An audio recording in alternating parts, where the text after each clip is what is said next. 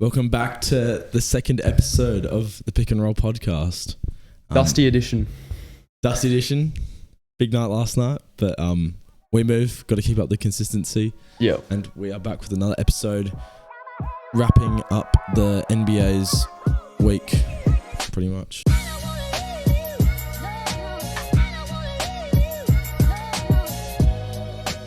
So it wasn't the biggest week. I'd say last week, considering it was our first podcast, we had a lot of topics to cover. Yeah. But still, definitely, especially in the past couple of days, we've had to scramble to get notes because there's been a few big games and performances. So Yeah, we've had the end of last week was sort of a bit of a shamble for us. It was our boy here's birthday, so we had a couple of days off just to celebrate that. So we weren't working or anything. We were sort of struggling to get it all together. We didn't watch a whole lot of NBA games towards the end of the week, but still made time to watch some replays. So we do have content for you today, thankfully. Yeah, of course. We've made an effort. We definitely have some good content and some good topics to cover. Yep. Starting off, where do you want to start? You want to talk about the... You want to go from the start of the week? What happened first of all? All right. So pretty much at the start of the week, we are not a Bucks podcast, but the start of the week started off with Dame hitting a game winner against the Sacramento Kings. Huge shot. Huge shot. I think he had 29 points, 8 assists, and he wasn't shooting well, 39%. He struggled at times throughout this year. Yeah. But was really clutch when it mattered most, of course. Do you think he should have passed it off to Brook Lopez? You saw Brook Lopez clapping up.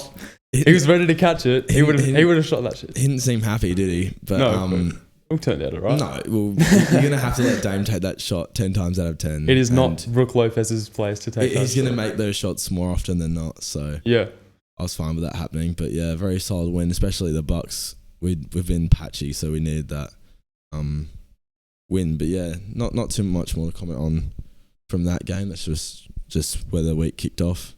Yeah, a great start to the week. The battle of the bigs. Joel Embiid and Jokic faced off. This isn't a Philadelphia podcast either, but no. These are important games. We got to touch on them. I'm just trying to go in chronological order. Yeah. What I've got in my notes. But as a Sixers fan, did you tune into that one? Yeah, I wasn't able to watch it live, but I did watch the replay later that night.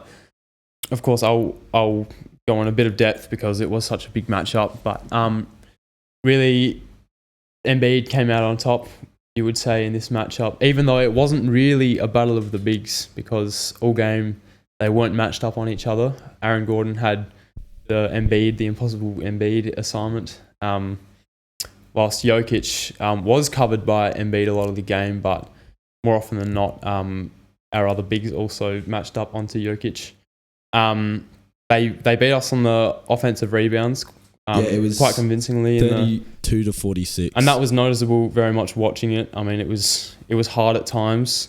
We were hitting our shots, but on the other end, we just weren't rebounding the ball as well as we'd hoped to. And Jokic is a monster on the board, so it is.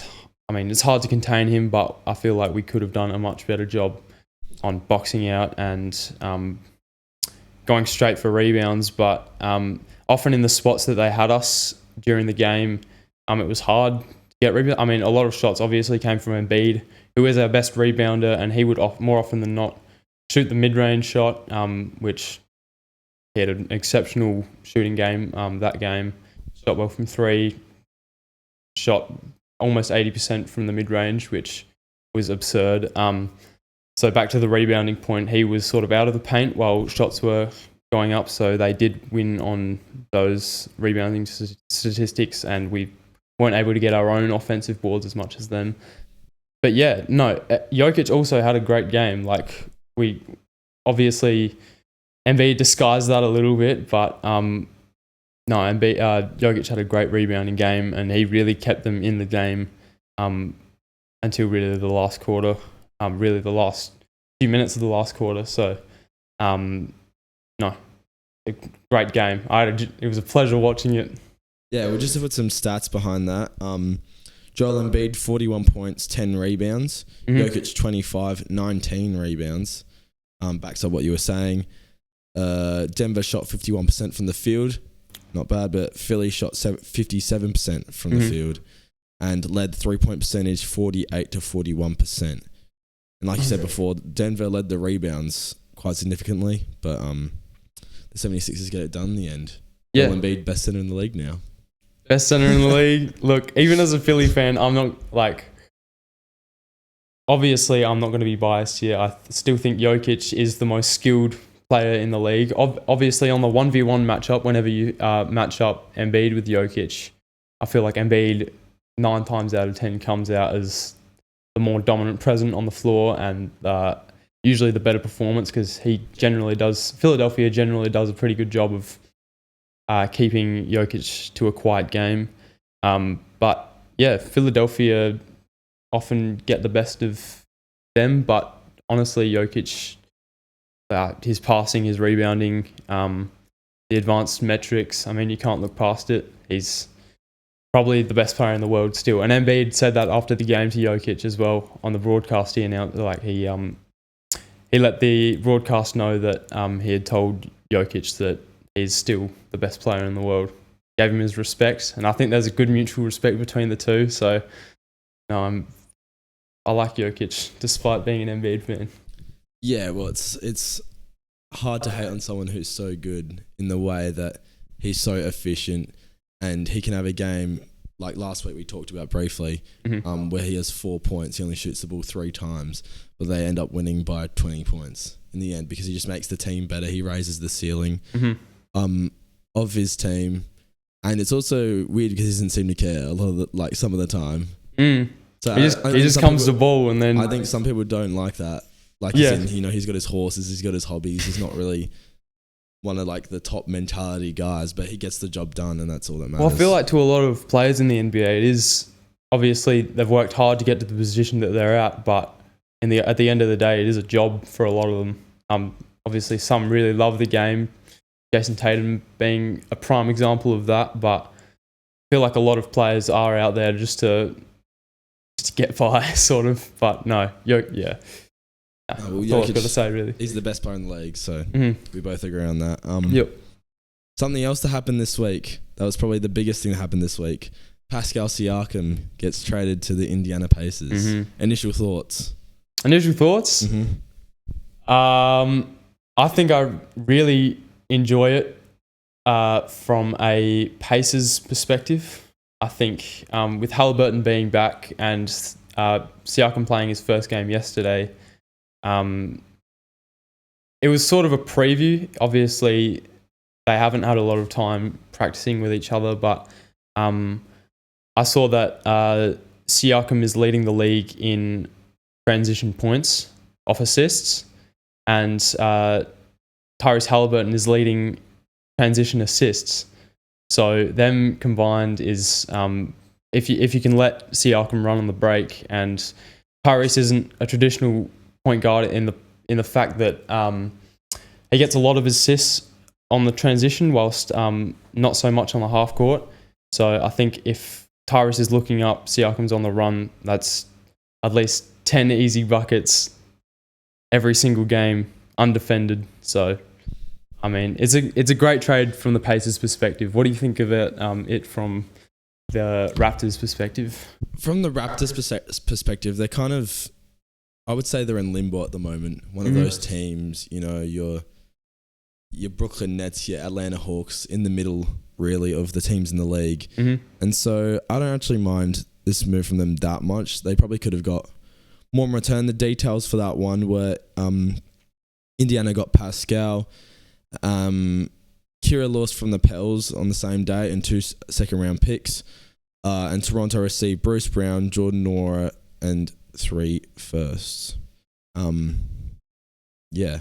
Oh, and Kira Lewis got flipped to the Raptors from the Pacers as a part of that day's trade. The Pels just got a bunch of money, so yeah, who came out as the winner? The Pelicans. Yeah, but I definitely think Indiana won the trade for sure. When I saw initially, I know I saw it before you. Obviously, we're trying not to talk about basketball during the week, but we work together as well. We So do. we spent 8 hours together on Thursday and couldn't say a word about the NBA. No. So I don't know. Our friendship is It's in heavily tatters. it's in tatters because we On can't the talk ropes. basketball. No. No, but yeah, initially I saw that, I was thinking, they're going to have to give up a Miles Turner, a Benedict Mathurin. Yeah. And when I saw the details of Bruce Brown and Jordan Nora and some firsts, there's definitely good value out of that. They're still the same team a lot, like for the most part. Like you've got rid of a shooter, you've got rid of a good rebounder who didn't play a whole lot of minutes. So, I mean, when you get back Pascal Siakam, who is such a versatile offensive player, he's not considered an exceptional, like not like one of the best in the league as a defender, but his length, like his size and length is very, very good for. Pause. Yeah. No, but no. For what they gave up, they get back better defense. You said Bruce Brown wasn't getting a lot of minutes. He's a good defender. He's a good rebounder, but he's undersized. Jordan Nora, I said, wasn't getting minutes. I think Bruce Brown was a rotational piece, but he obviously wasn't a core part of their rotation. Like they didn't rely on him for offensive output a lot of the time. Yeah. He was more of a kick out option for Tyrese or Tyrese. anyone who was orchestrating the offense. Yeah, well, anyway, my point was that they gained size and they gained defense, even though it might not be the best defensive player they could have gotten. It's probably the best. He's probably the best on the market at the moment and the most viable. Obviously, they're the best offensive team in the league currently. So just to add that little bit more of offense is scary for other teams. Yeah. I mean, now all they really need to do is improve their defense, and how they do that, whether they make more moves before the trade deadline. What do you think? I don't know who they go for. No, it's not really public knowledge of who's like good defenders that are on the trade block at the moment. So I feel like every team is looking to enhance their lineup at all times. Like even the best teams in the league are always looking. So it'd be interesting. I mean, you don't want to trade away pieces that will that'll damage your offense and what you've got going there. But yeah, it's a hard thing to trade out someone who's also going to impact offense and keep them as the best offensive team in the league, whilst also adding more defense, which they probably need at the guard position. Yeah, so that definitely makes them the Pacers. They've been sliding like on the standings, but it's not like we're not going to overreact to that. I'm not, at least. No, I think they snuck away with. Well, they played Portland yesterday, and Portland got the win, but I don't think that's a true representation of how Indiana games will go this season, because obviously the Indiana Pacers are very raw in the fact that they haven't run that rotation, especially with him being such a big part of their offense. So they have a lot to figure out in the next few games. So it'll be interesting to see how that evolves as well. I'm sure they will figure it out, and they're definitely a playoff team. So come playoff time, if they've figured it out by then, they could be very, very scary. Are they contenders for you now? For the championship? Contenders, just contenders in the East. Would you consider them?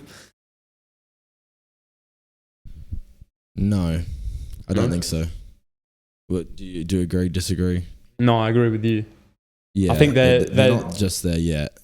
They're not in the Milwaukee-Boston conversation at all. I think they've got a lot to prove, and I think they are one of the worst defenses in the league. So, really, to be a contender, you need to be near the top in both offense and defense. They say defense wins championships, and I think I saw a stat the other day. I don't have it written down, but the last however many champions were top whatever number in defense. So it's really a crucial stat. For teams that win the championship and they're just not there yet. Give it 2-3 years, come back to this conversation, and I think they will be contenders in the future. They're young, they've got a lot to prove, and I think they will eventually. I wouldn't count them out though. Like anything can happen in the playoffs. Go on a good run. Yeah, well, you see the matchup against the Bucks. They've won 4 out of 5. They play big in big games. It's just about that consistency and the lack of experience in the playoffs. I think when they get there, will prove too much for them to be true contenders in my eyes. Yep. Yeah, agreed. Another big trade that happened this week. Well, I wouldn't say big, but Marvin Bagley. Yep. It's interesting. Not really big. Interesting. The former 2nd overall pick. Yeah, I just don't see how much of an impact. I mean, it is a weird trade. The Wizards and the Pistons making swaps to do what? Like to tread water. To tread water, yeah. No. And they played each other. Yeah. And the Pistons got the win. Surprisingly. So, yeah. But Marvin's had a good first few games on the Wizards, which is good. He had 20 and 11, I think, in his first game for them. But yeah, I think they really put the ball in his hands to see what he could do, which I think they could do more because they were quite competitive that game. Obviously, he's still not as efficient as you want for a guy who's that tall and just has the skill sets that he has. But no, it's very interesting to see that happen. Well, I don't actually mind it from the Pistons' point of view because they unload the $12.5 million he's guaranteed next season, which is really, if they want to start rebuilding their roster, then that could be useful. For the Wizards, I mean, they received Bagley and Isaiah Livers and 2 second-round picks. So, I don't know. They might just see Marvin Bagley. He was the 2nd overall pick. He had potential once before. Let's see if he can actually do something in a new team, new scheme, more minutes, etc. I feel like he can do. I feel like everyone has a piece on a team. Like everyone in the NBA, if put in the right situation, they can be very effective. So, whether that's something that the Wizards were looking at. But yeah, from a Pistons perspective, Gallinari and Mike Muscala both can stretch the floor.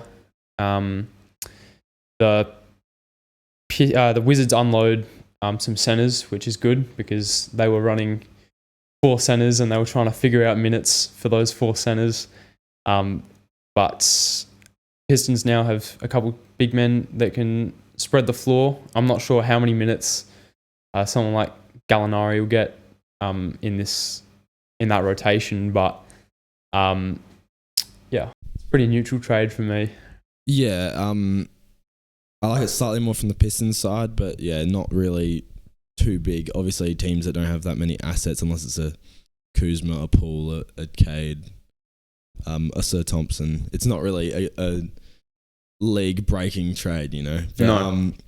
But anyway, speaking of those lineups, we've seen Monty Williams switch up the lineups and the rotations with the inclusion of more Jaden Ivey, which I really like. Same with me. He's got a lot of raw talent, and I don't think the coaching staff have been playing him as much as the fans want, and pretty much everyone wants, because Jaden Ivey is a real talent, and he's been playing like really, really well when they've given him more minutes. So yeah, in the win against the Wizards the other day, he had 24, 6 and 7, and the other young player, Jalen Duren, 20 points, 19 boards. Yeah, Monty Williams, he's been listening to the fans. I don't know why it's taken him this long to really switch up what they were doing. Obviously, it wasn't working. One of the worst starts in NBA history. You might as well switch things up. I just don't see why he didn't do that straight away. And Jaden Ivey, a top pick. What draft was he again? That was 2022. Yeah, top pick in 2022. Yep. You might as well give him the ball in his hands and let him see what he can do, especially with Cade out.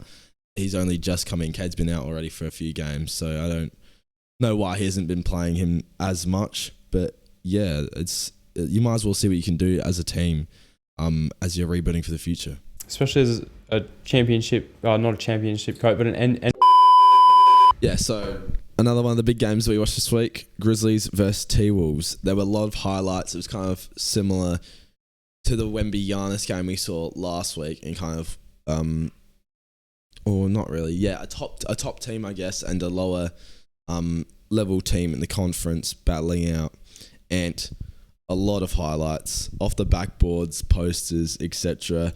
And I don't know, I haven't the T-Wolves, for how good they've been this season, I haven't seen as much as I would have liked, but this game really showed me what they're possible of, and I'm starting to change my mind about their contender. I don't think they're a true contender yet, but they're definitely not pretenders, and they have the chance to definitely cause some upsets in the playoffs, I think. I think they just need their shooters to continue shooting so effectively, which obviously fluctuates throughout an NBA season, but you just got to hope that they turn it up for the playoffs to make a contender. But the game itself, it was a fantastic game from Anthony Edwards. As you said, the highlight, him throwing it off the backboard, was absurd. Crazy. And that was the last really 3 days. There have been, I think, 3 off the backboard alley-oops, one from Joel Embiid, one from Anthony Edwards, and there was one more, I forgot who it was. But yeah, Cat's been shooting the ball extremely well, and he put that on full showcase during the game against Memphis. It's a game that I would have expected the Timberwolves to win. I mean, they've got so many injuries, the Memphis Grizzlies. Steven Adams, I think we got a list here. It was Steven Adams, Ja Morant. Yeah, obviously Ja Morant, we'll dive into that more in a second, but Desmond Bane, Marcus Smart, Triple J has been day-to-day. He played in this one and was effective with 36 points because the offense pretty much has to run through him, even though he's a more defensive-minded player because of the injuries they have. And yeah, Steven Adams out for the season also. Mm-hmm. So obviously they lost this game.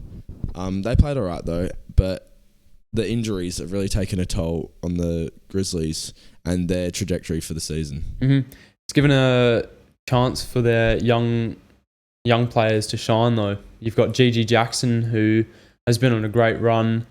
He had a couple games where he scored 20 plus points after playing very limited minutes all season long. So he's also the youngest player in the league. So I think that if he had stayed in college for another year, he could have been one of the top picks in next year's draft. So it was great to see him shine. Yeah, well, next year's draft is definitely one of the weaker ones in recent memory. Obviously, Wemby going last year, and we've got like Alexander Sarr and such, but I don't think it's at the level. So definitely if Gigi Jackson stayed in college, I think he'd definitely be up there. He had 23 points the other night. I remember seeing him on TNT. The highlight of him smiling when he's talking to Shaq. Yeah, like very wholesome. But yeah, it gives him a chance to shine, which you'd love to see, but it's not going to result in too many wins for the Grizzlies, but I think they're okay with that. Reset, go into next season. Yes, it's another age on your veterans and, kind of a missed opportunity, but it happens to the best teams. And I think they just have to reset. That's all. But Vince Williams Jr., also another player that has stood out in recent weeks. He was also exceptional against the Timberwolves. Kept the game quite competitive. He's definitely a player that I think we'll hear a lot of throughout the next few years. Whether the Memphis Grizzlies need to make moves in the future, he's a very valuable asset who obviously is on a very small contract. So whether they get a high pick in next year's draft with their team not doing so well, it could be a good building point with those young players on small contracts that are playing so well. And once Ja Morant and the rest all return, the Grizzlies are going to be very dangerous coming years. Oh, of course. We saw Ja Morant come back from a suspension and immediately pick off where he left. Mm-hmm. And I just think the Grizzlies, they definitely have that potential. They've got that grit and grind mentality and they can definitely make it far. We've seen what they can do. And if they develop these younger players, they could step into a bigger role next year. Mm-hmm. Your Gigi Jacksons, your Vince Williams. But yeah, I'm not down and out on the Grizzlies. I just think it's, not their year hasn't gone their way at all. So might as well just reset, have another go next year. Yeah, it doesn't hurt you to have a year off. I mean, it's probably good. Develop some young players, which is a very important thing to do for a team on the rise. So, good opportunity for them. Yeah, I'm going to pivot into some more trade talk and talk about Dejounte Murray, who hit 2 game winners this week. Crazy. Back-to-back games. Back-to-back games versus the Magic and the Heat, increasing his trade value. Yeah. I mean, whether it's actually increasing his trade value because it is just one shot, but it is not, but I mean, clutch factor is a factor, definitely. But yeah, it's interesting. I think he'll definitely get traded before the trade deadline. It's just when. It could be any moment. Dejounte is a player that a lot of teams could use. This year he's been worse defensively. I think that isn't due to his skills as a defender. He's obviously got very long arms for someone his size. He can read the ball very well on defense. But I think as a whole, Atlanta Hawks, not just Dejounte Murray, but the Atlanta Hawks haven't applied themselves on defense as much as you'd want. But yeah, definitely the Hawks have not applied themselves defensively. Also, Trae Young, he's putting in effort, but he is not one of the premier defenders in the league. No, you could say that again. To put it lightly, anyway. Yeah. But, I think there's a few teams that are interested in Dejounte at the moment. The 76ers, the Knicks, the Lakers, and even the Bucks I saw in a recent report that was yesterday. He could definitely be the second or third option on a good team. Absolutely. I completely agree with that, especially on a team that needs backcourt defense and really offense, and a facilitator. But we've seen that Dejounte Murray can also impact the game without the ball in his hands. Obviously, Trae Young, a very ball-dominant player. So, it'd be interesting to see what roles he can adapt himself into. Yeah, and pivoting again, we're going to introduce a new... Well, we didn't come up with this, but a game into this part of the episode. And that is, would you trade Dejounte Murray for these packages and these players? So, Max, our first game of the day... Would you trade Dejounte Murray and DeAndre Hunter in a package for Tobias Harris, Daniel House, and 3 first-round picks? The Sixers. All right. Yeah, it's an interesting one. I think Tobias Harris this year has been extremely good. I think he can be a third option on a really good team or a championship team, a contender. So would I change a thing for what Philadelphia is doing? Probably not at this point, especially with Tobias Harris playing so well. So we could also use another backcourt player to pair with Maxey, and also when Maxey's off, it'd be good to have a facilitator. But I like the things that the Philadelphia 76ers are doing, so I'm going to say no for that one. Yeah, obviously, as a fan, you get a better insight. But Tobias Harris on a big contract, I think it's like around $37 million. Don't quote me on that, but they would offload that contract, pick up Murray and Hunter, but giving away the 3 first doesn't hurt them as they're a contending team. If I'm Philadelphia, I'm definitely considering this, if not doing it, in my opinion. Okay. But yeah, I get not wanting to shake things up, but I think it's a good offer, to be honest. Second one, if you are the GM, are you trading Dejounte Murray for D'Lo, Max Christie, and a first? D'Lo, Max Christie, and a first. And that's just Dejounte Murray. Max Christie, D'Lo. Well, initially, I think about the season that D'Angelo Russell's having, although some games he does shoot really well. I think that the Lakers could benefit from a guard like Dejounte Murray, even though you're taking the ball out of LeBron's hands, Anthony Davis's hands on possessions. I think it's a good replacement. Whether it's long-term, I don't know how Max Christie will develop as a player or what those picks will turn out to be. But if the Lakers are looking to win now, which they are. I think I would do that trade. Yeah, I agree with that one. Yeah, D'Lo has been inconsistent shooting at times. Max Christie, young talent, it could backfire, but I think the Lakers need to make a move, and if it's this one, I wouldn't be mad at it if I was a Lakers fan. And the final trade: would you trade Dejounte Murray and Patty Mills for Joe Harris, Jaden Ivey, a first and a second? Joe Harris, Jaden Ivey, and 2 picks, a first and a second. And a first and a second. So that's Patty Mills and Dejounte Murray. Yep. Well, it's hard. Because Jaden Ivey is such a promising young talent. Like, you never know, he could become really one of the best guards in the league, one of the best combo guards in the league. So, no, I wouldn't do that, and that's because the Detroit Pistons aren't looking to make moves. Like, obviously they want to make moves, but they don't want to make immediate moves towards winning, because I don't think that's what their team right now is equipped for.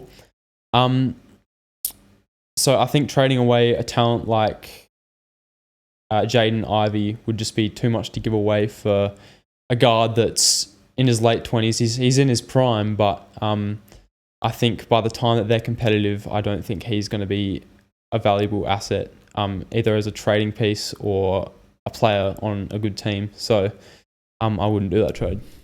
Yeah, I agree in the fact that I think keeping Jaden Ivey with that young core, Cade, Jalen Duren, and letting them develop together, I think is the best direction the Pistons can go. And adding Dejounte Murray wouldn't really benefit them enough to consider making that. He'd just be he would put up good numbers, but it wouldn't be anything meaningful. They're not becoming an instant playoff team if he arrives there. Yep. Yeah. I think that you could make an argument that Dejounte Murray would add veteran leadership for the Pistons, but I think they already have that to a degree. Even though they are a young team, they do have old pieces.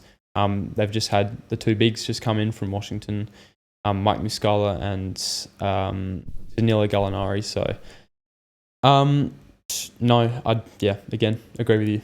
Yep, that was the game. That was awesome. Let us know what you guys thought of that, and if we should do more of that type of game. Trade? Would you trade? Would you not trade? And we have more games to come, so definitely stick around. Do. Stay tuned to the end of the episode. We'll get some more games. But now, I think we want to talk about this week's risers and fallers. Mm-hmm. And the first team I want to talk about is the Phoenix Suns. Because the other day, Devin Booker, 52 points. He shot 18 of 30, only 1 turnover in the whole game, and had 25 first quarter points. Mm-hmm. Went off. I didn't get to see this one. It was on my birthday. I was busy, actually. I also didn't see this one because it was on your birthday. And he was busy. You hear about it. You get all the buzz on social media, so... Yeah, for sure. So he went off. It was against the Pelicans.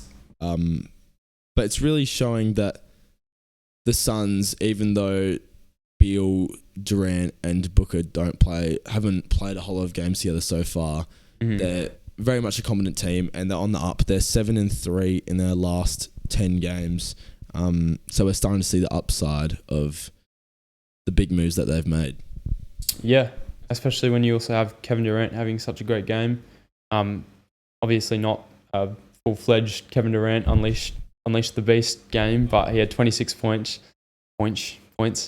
And Devin Booker, 52 points. As you said, 1 turnover, which is a rarity these days. I mean, especially when you shoot at that clip. I mean, it's one of the best games you can have as a pure scorer. So yeah, just unreal game. And it'll be interesting to see how many of those games they can replicate, because Devin Booker, although he's had a good season, he hasn't had any of those sorts of games. Many of those games. I think he might have had a 40-piece earlier in the season, but no, it's great to see the trio all on the court together and him having such a great game and them coming out with a very convincing win against New Orleans, who are a really good team. So yeah, well, D-Book has definitely been underrated this season. You know, you saw on the All-Star ballots, I think the first return, he wasn't even on the guards list for the West. Oh.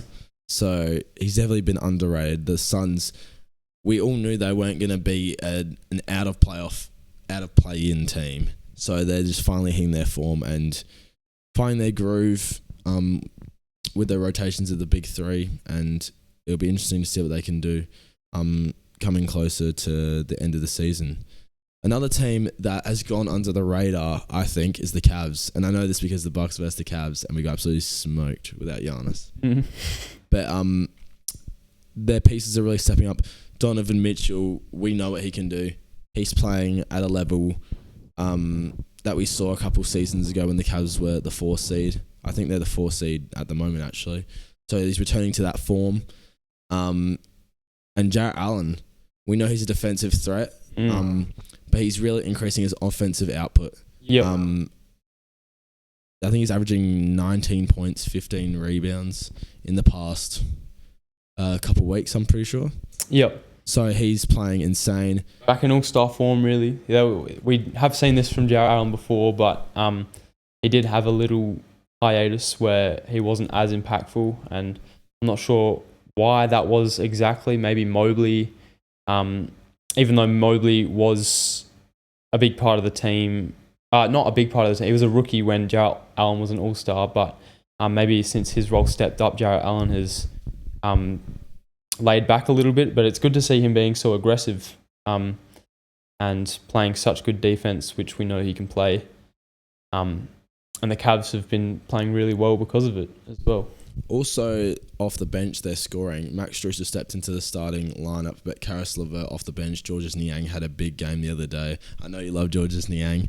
So yeah, they've really got that depth.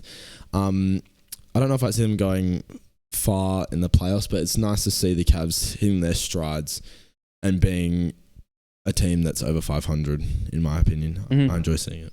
Yeah, and if they can improve their three-headed snake, which is Darius Garland, Donovan Mitchell, Jarrett Allen, and then Evan Mobley as also another offensive option and one of the best defenders in the league. I mean, probably not this year them being a contender, but next year, who says that they can't, especially when they have those pieces improving. Whether they make moves, not sure, but yeah, the Cavs have been really good.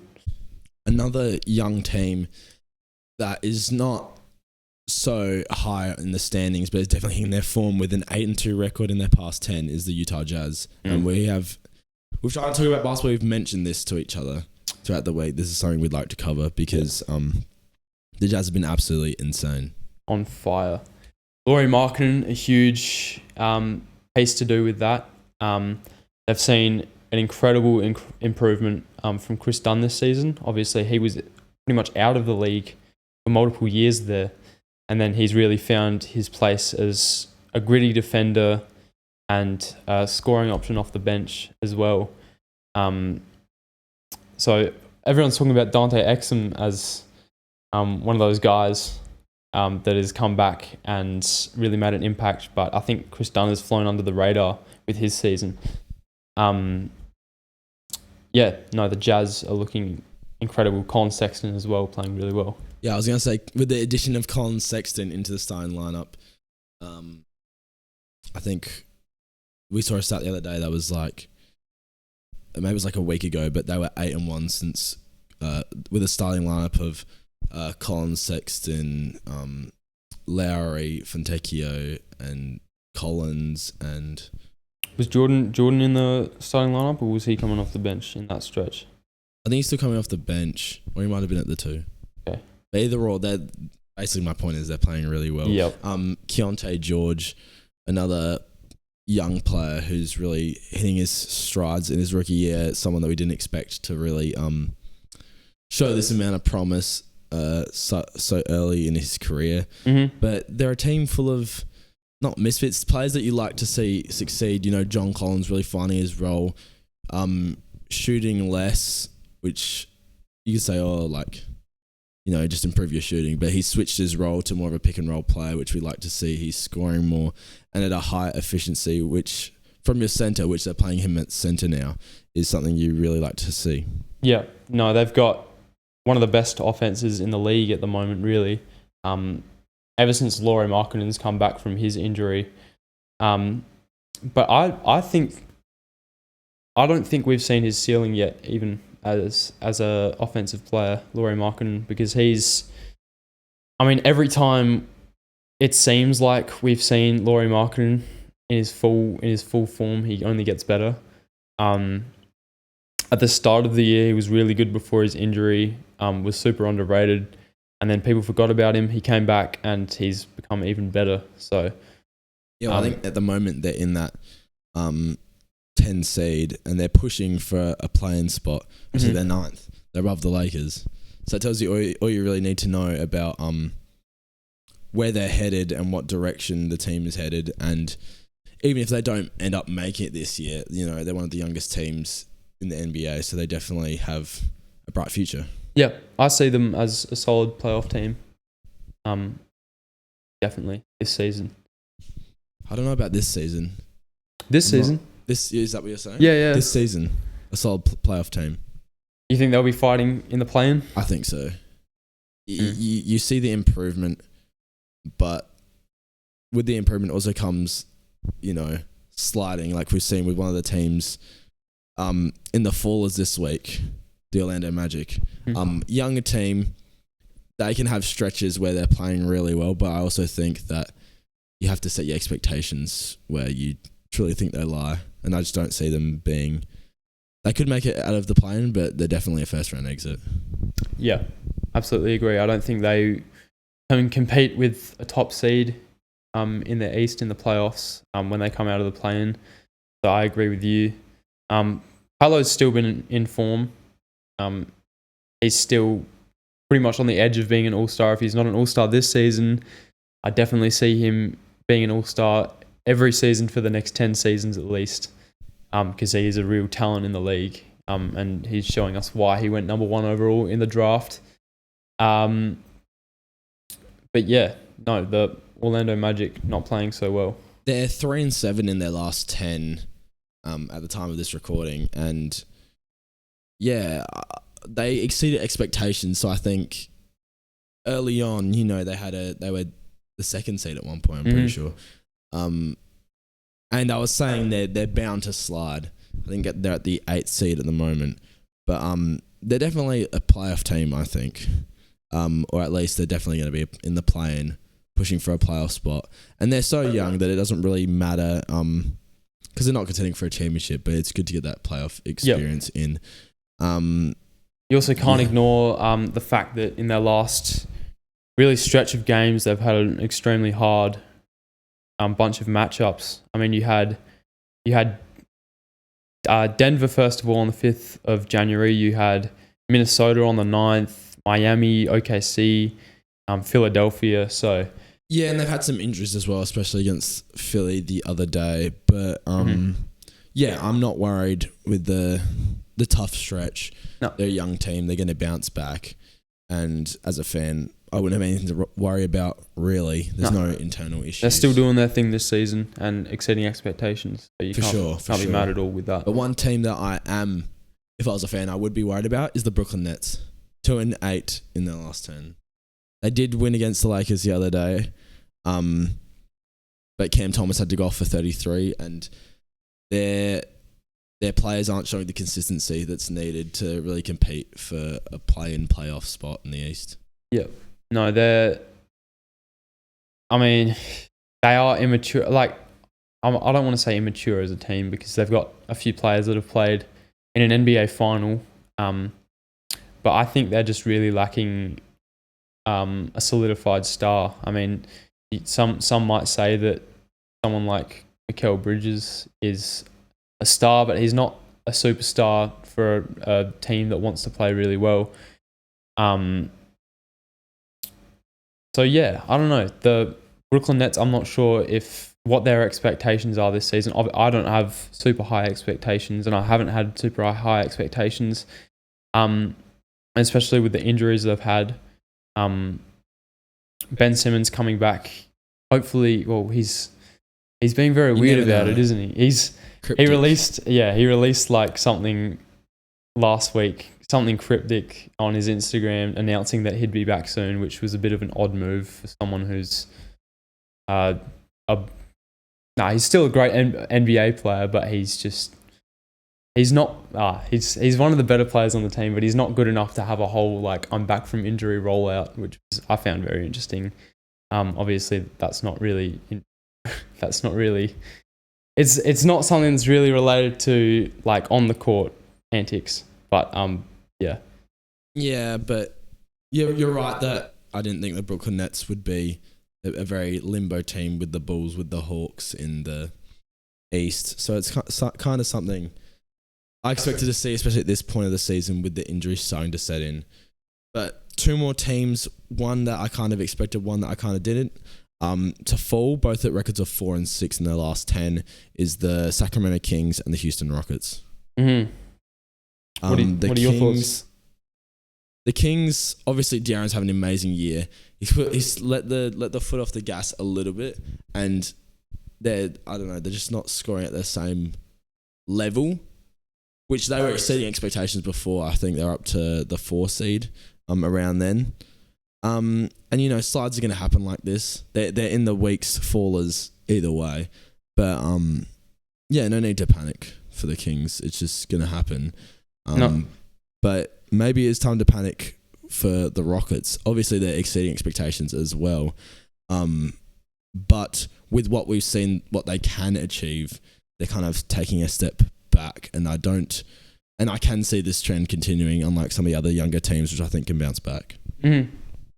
Yeah, no, I agree with you when you talk about the Kings, because teams do go on short stints, even competing teams go on short stints where they don't play so well, and I think that's just one of these for the Sacramento Kings. But the Houston Rockets, I don't know if you should be too worried about it again. They are just on a losing streak. Jalen Green's starting to play a bit better. He's on my fantasy team, so I know that. That's how I know that. But no, their additions this year, I don't think at the start of the year I would have predicted that they'd be this good. Freddie VanVleet, a very good player.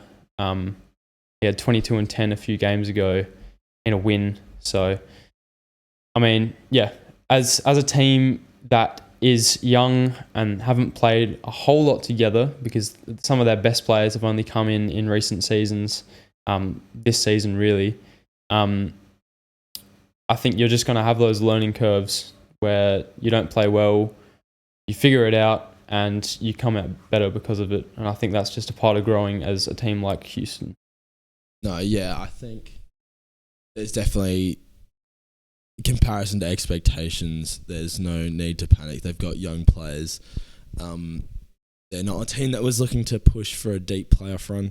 So I think they're all right. Yep, agreed completely. So do we want to go into the team of the week? I reckon we do, and we're going to do it different this week. Yes. Aren't we? I'll explain. So this week we're going to do it in more of a drafting format, so a bit more of a competitive format. I think we saw last week that although we had different players, we tried to get different players for discussion, for a discussion point. So this week we're going to try drafting 1v1, your team versus my team. And we're doing it in like a snake order. So you get the first pick with the point guards, I get the second pick, I get the first pick with the shooting guards, and so on and so forth. Yep, so a bit more interesting, a bit more, game format. Yeah. Yep. I was going to say short, content friendly. Yes. But yeah, pretty much. So do I have the first pick? Or are you having the first pick? Is that what you said? No, you go ahead. You have the first pick. It's at all the yours. point guard, I'm taking Jalen Brunson. Jalen Brunson. I am. What can I hear your reasoning for Jalen Brunson this week? He's averaging 35.5 points per game this week. He dropped 38 today. Yesterday, today I think it was. He's averaging 7.5 assists and 5.5 rebounds this week. Along with that, the Knicks are a team that are currently on the rise. We talked about them a bit more last week, and he's definitely the forefront of that, showing why he should be an all-star player in the East. Do you have any qualms with that, mate? Any qualms? No, I think I completely agree with you. He's had an outstanding week, and he's the reason for the Knicks figuring it all out with the recent trade. So my point guard this week will be Shai Gilgeous-Alexander, which I think Jalen Brunson, Shai Gilgeous-Alexander, easily the best 2 point guards in the league this season. Shai's had an outstanding stretch. So he scored 31, 37, 31, 33 in separate games this week. And not only has he been a good scorer, he's facilitated. He's been one of the best stealers in the league as well. So, Shai is an obvious pick, I think, for the point guard position. Yeah, so you get the first pick for the shooting guards. Okay, so for my shooting guard,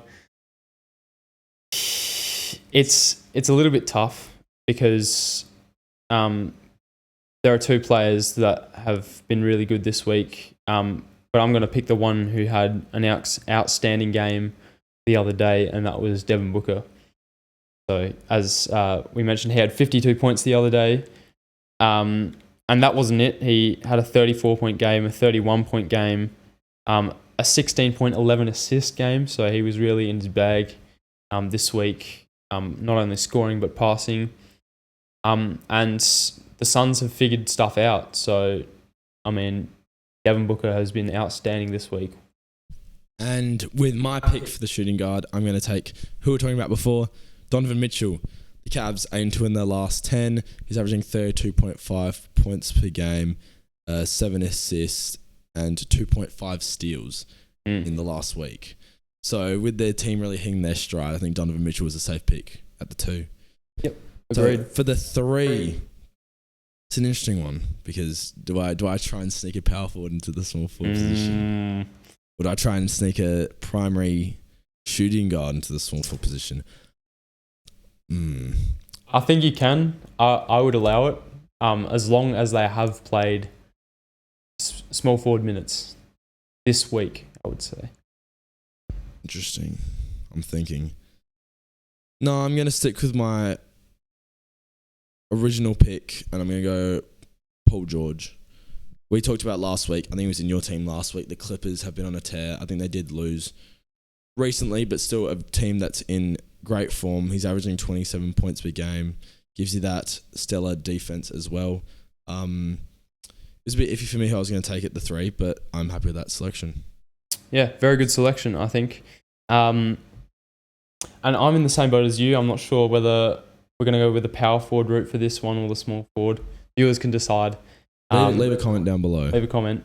But I'm going to go with Lauri Markkanen in my small forward because although some might argue he's a primary power forward, which he probably is, he has played small forward minutes. So the Jazz have been unbelievable, and that's in no small part to Lauri Markkanen's outstanding play this week.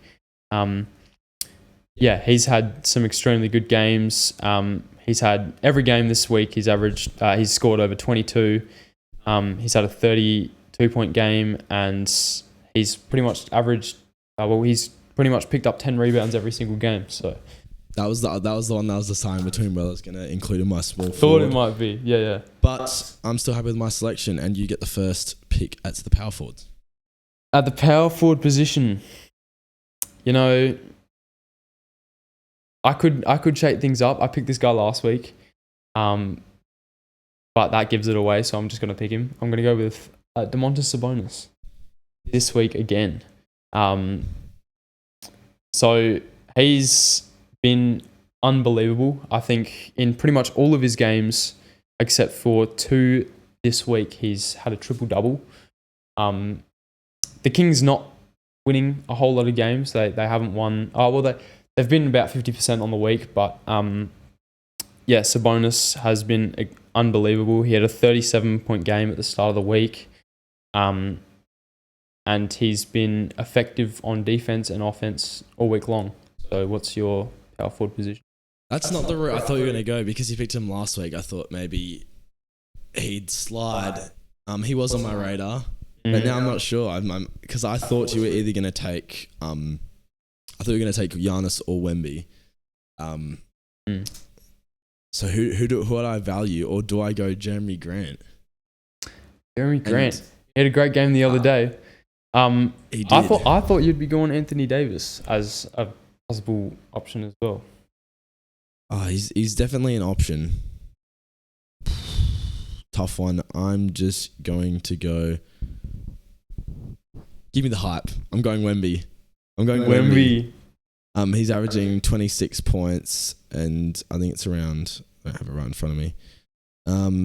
And 3 blocks a game.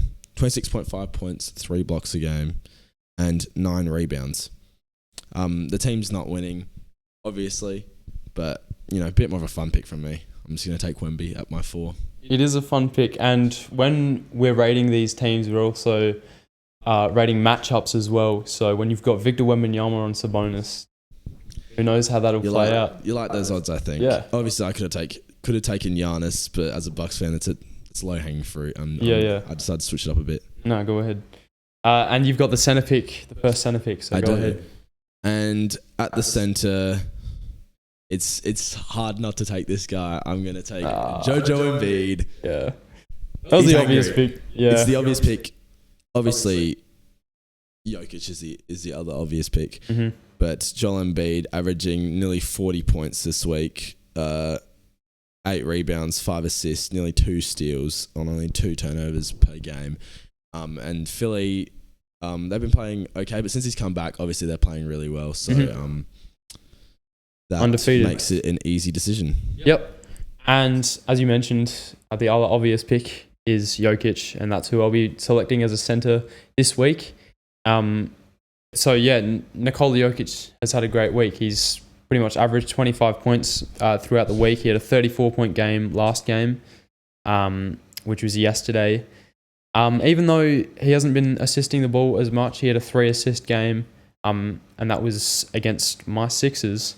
He has still had 19 rebounds and performed really well offensively. He almost shot 60% from the field that game. So, no, he's been great this week. And the last pick, the 6th man, you get the first selection. Who are you going to go with? The 6th man. So that is the best available player remaining. So with that,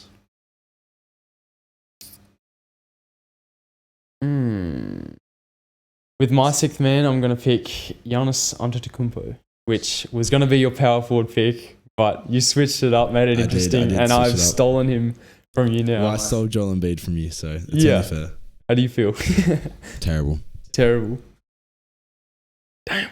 But yeah, to round off my draft anyway, I'm going to redeem myself of probably who I should take in based off of strictly playing ability. Yep. The past week, he said he had a big performance. I'm going to take Jeremy Grant as a power forward for the 6th man. Not great conventional selection. 6th man, but he deserves the props. Yeah. No, he's had a great stretch of games this week. He had a 37-point game, 30-point game, and the Trailblazers have been winning, so very important to factor in.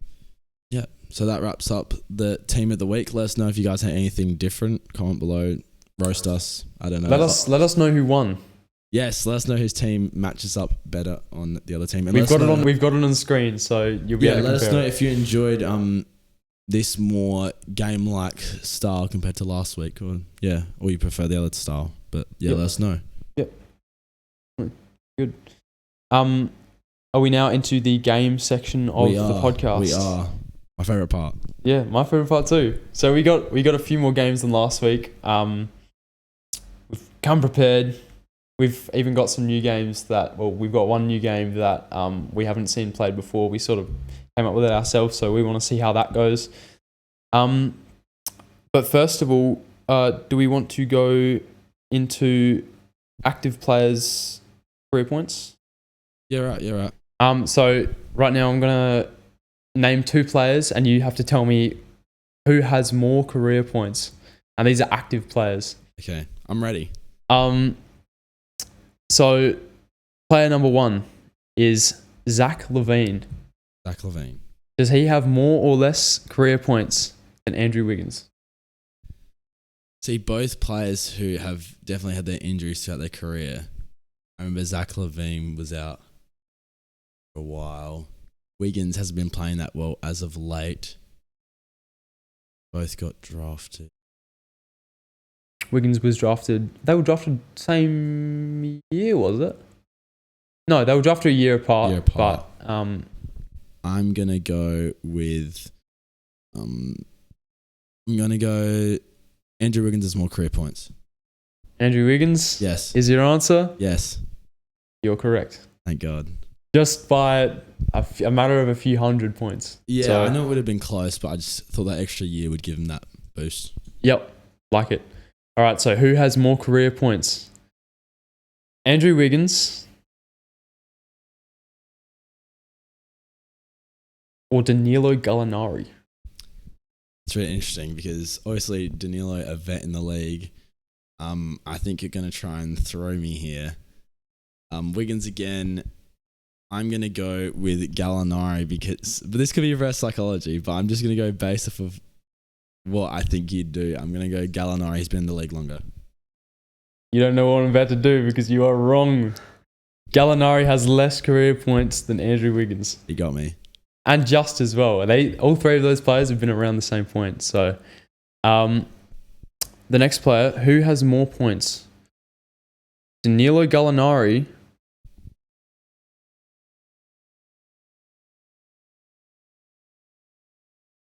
or Eric Gordon?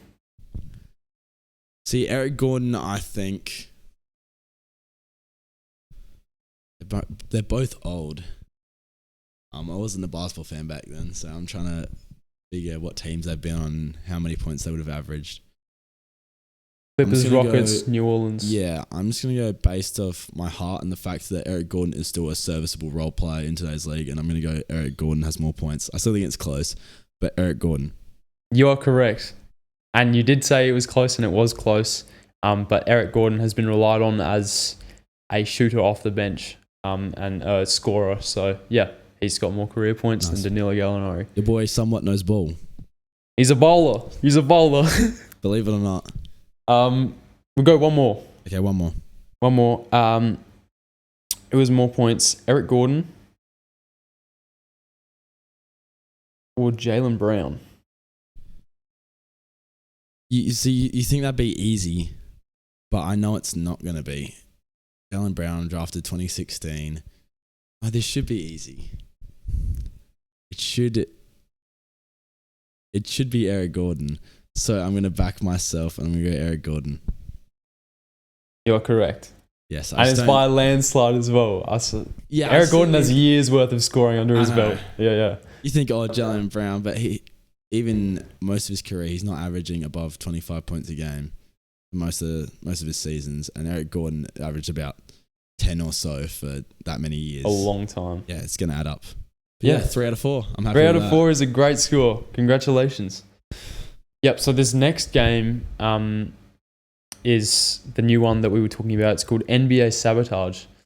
So basically how it works, I'll try my best to just explain it well. But pretty much we select a player, e.g. Anthony Davis, and our objective is to build a fictional player with 5 different attributes to try and beat Anthony Davis. But one of us out of the 2 is trying to sabotage the other person from beating Anthony Davis, and that's by giving this fictional player bad attributes. So, for example, say Campbell wants to make a player that's beating Anthony Davis. So you pick Taco full height. And my job is to sabotage this player. And so I would pick Trae Young defense. So at the end of the game, we're going to see whether this player can beat Anthony Davis. What's the 5 categories that we're choosing from? We'll go defense, inside scoring, outside scoring, inside the arc scoring, outside the arc scoring, and height. And one more. Handles. I think handles. Athleticism. Handles and athleticism. 6. Okay. Cool. All right. So, I'm trying to beat Anthony Davis, and you're trying to sabotage me. I want to select I want to get a random player, top 10 player generator. Hang on. Actually, no. I'll just pick from random. Ready? Giannis Antetokounmpo. It's gonna be a tough task. This player needs to beat Giannis with 4 attributes. Okay. All right. Do you want to do rock paper scissors? Just whoever wins gets Starts. the good attributes. Like as in needs to beat him. On shoot. Rock, paper, scissors, shoot. All right. You're trying to beat Giannis. Do I get the first pick? You get the first pick. Okay, so on defense, I'm going to take Rudy Gobert. He's been really good this season, actually, in the defensive category. And with Giannis, you need someone who's good in the paint. Really crucial if you want to beat that matchup. Mm-hmm. Who are you going to take? For my pick to sabotage you, I'm going to pick Kyle Anderson athleticism. So he's really slow. He's slow, which could be beneficial because you see players like Kyle Anderson, Luka Doncic, really good at controlling tempo. So yeah, so I'm glad that you didn't choose height. Mm-hmm. I'm glad. Mm-hmm. Does height include frame? Like body? Yep. Okay. I'm going to take just like a real big boy. I'm going to take Joel Embiid. Joel, all right. Height, body. Uh-huh. With Rudy Gobert defense, that's going to be a hard matchup for Giannis in the paint, which is where he's going to score most of his points. Yeah. Cool. All right. He's slow though. Yeah. So for my interior scoring, this is no hate towards this guy. Of course, there's no hate towards any of these guys, but they're below average, I'd say. I would go with JJ Redick interior scoring. One dunk in the NBA career. Yeah, one dunk. Yeah. And he's so reliant on that 3-point shot, coming off screens, running around. So I think he does have a mid-range game. So that is included in interior scoring. So whether that's a factor. So he can shoot the occasional layup. But look, that's going to be tough. Giannis is going to be good in the paint anyway, so I'm not too mad about that pick. Mm-hmm. Outside scoring, I'm going to go Steph Curry. Damn. And with that, ladies and gentlemen, is it over? It might be over. There's handles remaining. There are. But I still feel like I'm pretty confident. Curry shooting with Joel Embiid. But the thing is, he is slow. He's slow, so Giannis could get out, defend the 3-point shot. Giannis is a good all-around defender. He can defend 5 positions. He's better at defending if my inside scoring is rubbish. Mm-hmm. He can stay outside. He can stay outside. But and he can beat... If Cole Anderson tries to beat him, he's not beating him either. Like with pace, Giannis will run back. He'll defend. He'll be able to defend this player. But Curry shooting is Giannis going to have to pick up from half court. Is unreal. So with handles, I could pick a really bad one. Do it. Bring it on. I'm gonna go Tristan Thompson handles. Yeah. That's who you would have picked? No, I was gonna go Drummond. Drummond handles. That's also a good one. He's a turnover Tristan Thompson machine. Also, yeah, not great. So gotta pick the bigs. But look, there's a lot of different scenarios, a lot of different factors that come into it. But I'm pretty confident that my guy could at least be defensively up for the task against Giannis. Obviously, Giannis is still going to score, and my guy's going to be slow. He's going to have to drop back, not commit and try and stop the fast breaks. And also he's got shooting. But I don't know. Do you guys think that I won this NBA sabotage round, or do you think Max did? Let us know in the comments. Yeah, that's pretty much going to do it. I hope you enjoyed the podcast. I hope you enjoyed the implementation of games throughout the podcast. Let us know what you think about that. And yeah, we had a really good time. we're excited to see what unrolls or what unravels this week. And yeah, we'll see you next week. Please like and subscribe on YouTube. Leave a 5-star rating on Spotify. I forgot that last week. Give us a 5-star rating. 5-star rating. Thank you for Spotify listeners for listening. You out there. And yeah, we'll see you next week on Monday. We will. See you guys later. See ya.